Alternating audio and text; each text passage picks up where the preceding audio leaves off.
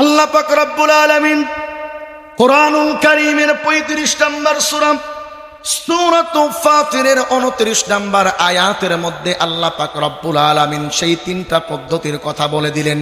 আল্লাহ পাক রব্বুল আলামিন বলেন, ইন্নাল্লাযীনা ইয়াতলুনা কিতাবাল্লাহি ওয়া আকামুস সালাতা وأنفقوا مما رزقناهم سرا وعلانية يرجون تجارة لن تبور الله أكبر বলেন।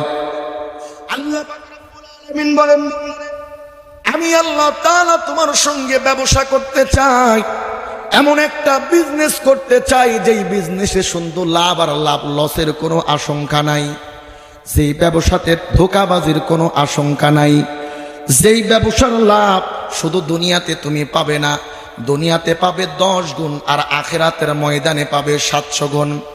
এই ব্যবসায় যদি তুমি চুক্তিবদ্ধ হতে চাও, তিনটা পদ্ধতিতে তুমি বিনিয়োগ করতে পারবে। 1 নম্বরে ইয়াতলুনা কিতাবাল্লাহ, আমি আল্লাহর কোরআনের তেলাওয়াত। আওয়াজ করে বলেন 1 নম্বরে কি?